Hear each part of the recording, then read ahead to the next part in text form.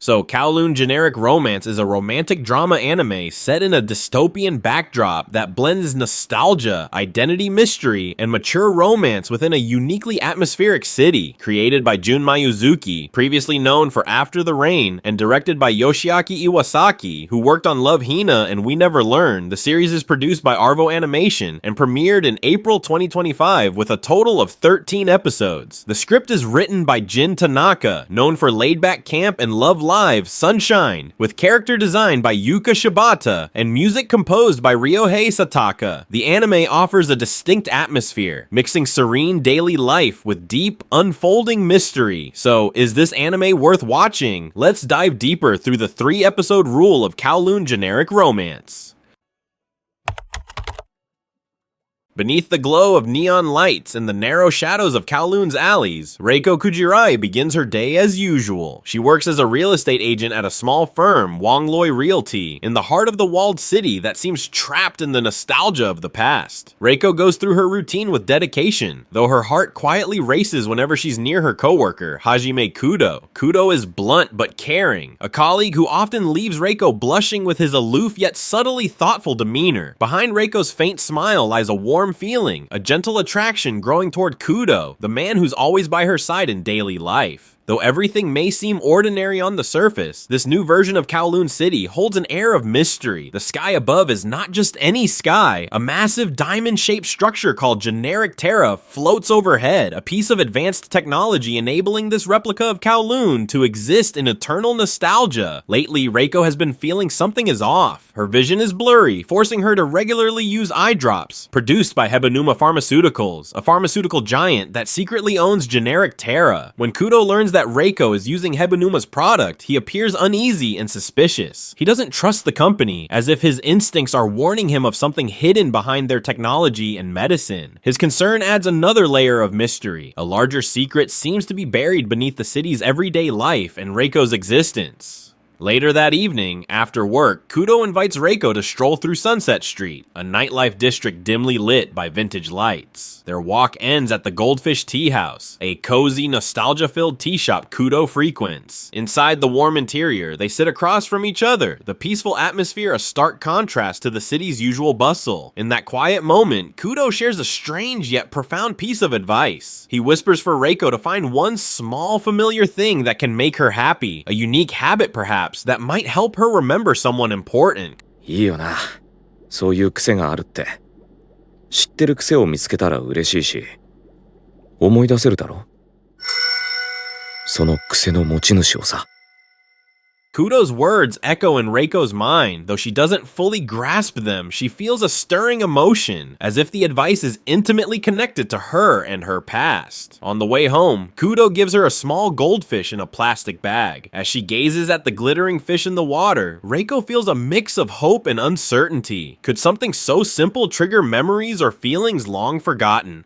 The next day, sunlight filters through the gaps between Kowloon's old building. Reiko is repainting the wall of a vacant apartment in a rundown complex. Sweat drips. The stuffy air makes her dizzy. Alone in the cramped room, the world starts to spin. She nearly faints from the heat. Suddenly, Kudo appears just in time, catching her before she falls. Worried, he helps her lie down and brings her water. In Kudo's usually calm eyes, there's a flash of genuine concern, a sincere care that brings a flush to Reiko's cheeks. Later in the day, as the office quiets down, Kudo falls asleep on an old sofa in the waiting room. Reiko approaches gently to wake him, but as Kudo stirs groggily, he suddenly pulls Reiko in and kisses her. For a moment, Reiko's world stops. Her heart pounds with confusion. The kiss is warm yet strained. Once fully awake, Kudo looks shocked and pulls away. With a soft, regretful voice and sorrowful eyes, he apologizes, saying he mistook Reiko for someone else. Reiko is stunned, trying to process what he meant. Who did Kudo see when he kissed her? The question lingers in her mind, leaving both curiosity and a slight ache. That evening, just before leaving the office, Reiko discovers something startling, a hidden Polaroid photo in Kudo's desk drawer. In the picture, she is smiling alongside Kudo at the Goldfish Tea House, the very place they had just visited the day before. Reiko's fingers tremble as she holds the photo. She has no memory of the moment at all. When was this taken? Wasn't it just yesterday yesterday that Kudo brought her to the tea house for the first time? Uneasy, Reiko returns to the tea house and asks the server about the photo. The man Tao Gwen, a friendly and familiar presence, confirms that he took the picture some time ago. Gwen's statement sends a chill down Reiko's spine. If the photo is real, there was a moment when she and Kudo had been there together, yet she has absolutely no memory of it. Her face goes pale. Something in her life is missing, lost to time or something else. The next morning, Reiko's phone rings. Her friend Xiaohei complains of being unable to sleep. From the apartment next door comes constant noise caused by her neighbor, a woman named Yao Mei, who works as a plushy doll seamstress. Still troubled by last night's mysterious photo, Reiko visits Xiaohei's place to help settle the matter. There, she gathers the courage to knock on Yao Mei's door. Behind a doorway cluttered with plushies, Yao Mei greets her warmly. Her apartment is small but cozy, filled with adorable handmade stuffed animals. Yao Mei offers warm tea. Noticing Reiko looking pale and distant, the perceptive Yao Mei gently asks if everything is alright. For some reason, Reiko feels at ease with her. In a moment of quiet despair, she opens up to Yao Mei about the strange photo at the tea house, about memories she doesn't have, and about the mysterious fiance mentioned by Gwen. Yao Mei listens carefully, like an old friend, even though they've only just met. Reiko insists the woman in the photo can't be her. She has no memory of the picture, and even Kudo never mentioned it. Then Yao Mei softly says, maybe the woman in that photo isn't you, but someone who looks just like you. Reiko is stunned. The idea had never occurred to her. Could there be another Reiko, identical in appearance? Yao Mei shares her own story. She too has a past she wants to forget. She confesses that she underwent several plastic surgeries, becoming someone completely different from who she once was. I thought this way I could leave the past behind, she murmurs, not revealing too many details. Reiko is both surprised and moved. This confident woman also carries deep scars. Yao Mei's message is clear. Sometimes identities can be remade, and bitter pasts bury deep. Reiko feels she's found a kindred spirit in Yao Mei, even if their stories differ. Yao Mei's genuine support gives Reiko strength to keep going, to uncover the mystery of who she truly is.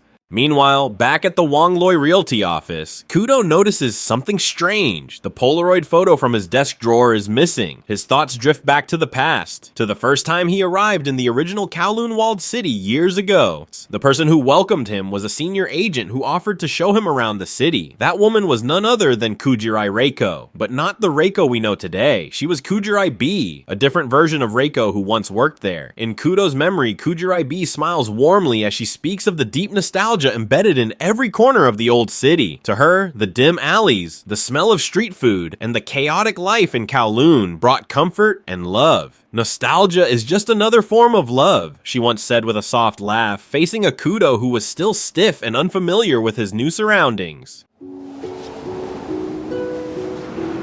私、クーロンに恋してるのよ。 Kujirai B had fallen in love with the city, and through every step of their tour, she passed that feeling onto Kudo. But at the time, Kudo held himself back. He resisted getting attached, knowing the government had plans to demolish old Kowloon. To him, clinging to the nostalgia of a doomed place would only end in disappointment. The flashback ends with the image of Kujirai B staring wistfully at Kowloon's sky, as if sensing her time in the city she loved was coming to an end. Back in the present, Reiko, still filled with curiosity, decides to spend more time with Yao Mei. That night, the two share a simple dinner at a lemon chicken eatery. Their conversation returns to the photo and to why Kudo never mentioned it to Reiko. Yao Mei suggests that perhaps Kudo was waiting for her to remember on her own, in case Reiko B had suffered memory loss. The thought leaves Reiko quiet for a moment. Maybe, just maybe, Kudo never really believed she existed. The next day at the office, Kudo notices a small but telling detail. Reiko's ears have no piercings, yet he vividly remembers that Kujirai B had pierced ears and always wore tiny earrings. He also sees the faint wrinkle at the corner of Reiko's eyes. His comment about the wrinkle at the corner of her eye annoys Reiko. After Kudo leaves, she angrily puts the photo back into his drawer and resets its position, visibly upset. The following day, Kudo visits the Goldfish Tea House to speak with Gwen, only to find that Gwen no longer works there. A new staff member says Gwen quit abruptly, without explanation. Reiko and Yao Mei also return to the tea house in search of clues, but all they find is disappointment. Tao Gwen, the server who took the photo, has vanished. Stranger still, when Kudo searches for information, all of Gwen's digital traces are gone, as if someone intentionally erased his existence. The mystery deepens. Reiko and Yao Mei visit a medical clinic owned by Hebanuma Pharmaceuticals. Reiko wants to consult about the fine wrinkles near her eyes. They are greeted by Miyuki Hebanuma, the clinic's director, known for his charismatic yet uncanny presence, slicked back hair, eyes as sharp as a reptile's, and a thin, unreadable smile. As he listens to her concern about her skin, he begins examining the area around her eyes. His fingers gently touch the skin, testing its elasticity. Miyuki gives a faint smile, his gaze piercing. Your wrinkles haven't increased for some time now, almost as if your time has stopped. Reiko is stunned. Before she can fully grasp what he means, Miyuki continues. The memories you're searching for, perhaps they never existed to begin with. 歴史のないシワを持つあなたの失った記憶、そもそも初めから存在しないのかもしれません。 His words are spoken with quiet mystery, cutting deep into Reiko's mind. Never existed, echoes in her head. Could it be that all the missing memories never belonged to her in the first place? Miyuki simply smiles strangely. Reiko's face pales, realizing his demeanor has crossed the line of professional conduct. She quickly leaves the clinic, heart pounding with a mix of anger and fear. But Miyuki watches her from the office window as she walks away. The peaceful atmosphere at Reiko and Kudo's office is suddenly disrupted. Miyuki Hebanuma makes an unexpected visit to Wongloi Realty. Kudo, who has just arrived, immediately becomes alert at the sight of Miyuki. Tension thickens in the air. In a cold tone, Kudo asks Miyuki about the purpose of his visit. Miyuki, however, keeps smiling at Reiko instead of giving a clear answer. With unsettling calmness, he simply remarks how enchanting Reiko is. The situation escalates when Kudo steps in front of Reiko as if to protect her. In an instant, Miyuki pulls out a small bottle of sanitizer and sprays it into Kudo's face. Caught off guard and stinging from the mist, Kudo coughs in pain. Taking advantage of the moment, Miyuki grabs Reiko's hand and pulls her toward him. In a swift, arrogant motion, Miyuki forces a kiss on her. Kudo is stunned, but too late, Miyuki releases Reiko and casually walks out of the office as though nothing happened. Reiko stands frozen, her body trembling with shock and rage. Kudo tries to run after him but is held back by their boss. Time passes. On the next day off, Kudo buys a new aquarium for Reiko's goldfish and carries it to her apartment. Inside Reiko's small home, the atmosphere is quiet but rich with meaning. Kudo looks around the room. Unconsciously, his thoughts drift to the memory of his first visit to Kujirai B's apartment years ago. Reiko beams as she sees her new aquarium and names her goldfish. Kudo thanks her for the watermelon she's served, hiding the emotional turbulence behind his smile. The tranquil moment deepens their bond without the need for words. A bittersweet feeling lingers in Kudo's heart as he's haunted by joy and sorrow entwined in memories of the past. The following morning at the office, Reiko wants to return the favor. She arrives early, bringing a fresh sunflower in a small vase to thank Kudo for helping with the aquarium. Kudo accepts the gift warmly. Suddenly, Xiaohei, Reiko's lively and curious friend, drops by the office. She's looking for help as a client, wanting to move into a larger apartment. As she notices the sunflower on Kudo's desk, Kudo casually says she can have it if she likes. But Xiaohei refuses, remarking that the flower means, "I only have eyes for you." Reiko panics.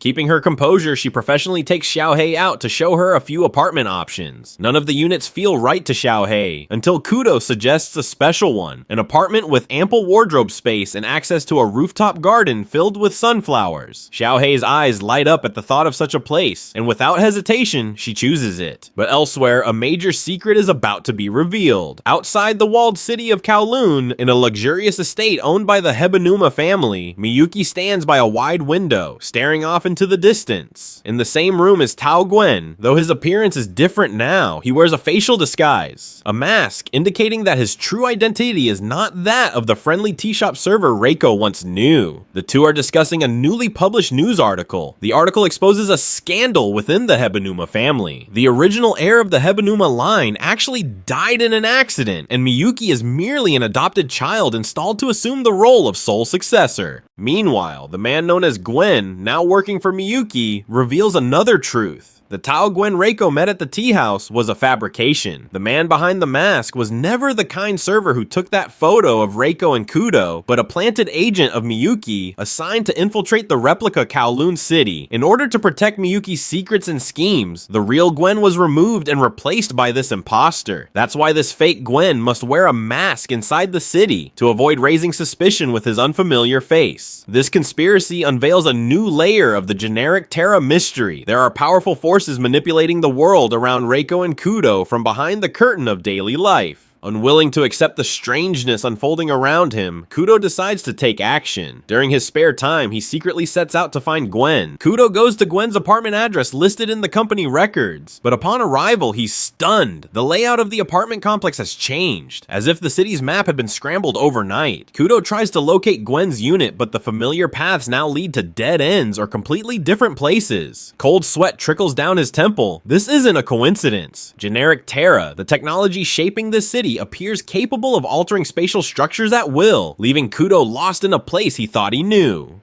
Meanwhile, on a quiet afternoon, the masked figure claiming to be Gwen appears to Reiko in secret. The meeting takes place on Xiaohei's balcony. Reiko is shocked to see Gwen again after his sudden disappearance from the tea house. Before she can ask much, the fake Gwen reveals a shocking truth in a low voice. He knows everything about Kudo's past and his connection to Kujirai B. He states bluntly that Kujirai B is dead. Those words cut into Reiko like a knife. Hearing that Kujirai B is gone sends Reiko reeling, caught between sorrow for someone who feels close yet foreign. Gwen continues coldly, asserting that Reiko is not Kujirai B and never will be. You're living someone else's life, he says sharply. まああんたも知らずに他人の人生を歩んでるんだから気の毒とは思うけどね。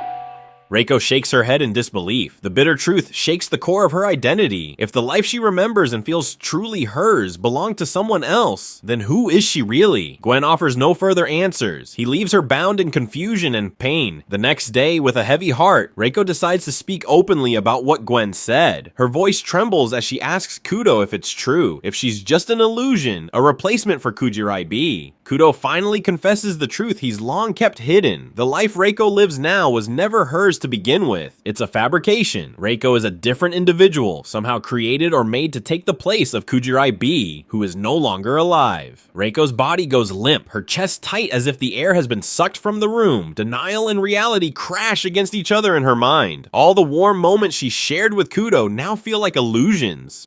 お前はこの生活を自分のものだと思い込んでいるように俺への感情もそう錯覚しているだけだよ。 But her world has already unraveled. With a dazed look in her eyes, she loses consciousness, her body collapsing, caught just in time by Kudo before hitting the floor. Episode 3 ends on a dramatic note. The protagonist crumpled in despair, while Kudo is overcome by guilt. The mysterious atmosphere deepens. What will become of Reiko now? What secrets lie behind generic Terra? And can love truly grow between two people trapped between reality and illusion? These first 3 episodes close with profound emotional tension, promising a next chapter filled with revelations and new, possibly heartbreaking challenges. So is this anime worth watching? Based on the first 3 episodes, the answer leans toward yes. Definitely worth it, especially for viewers who enjoy romantic drama with a touch of mystery.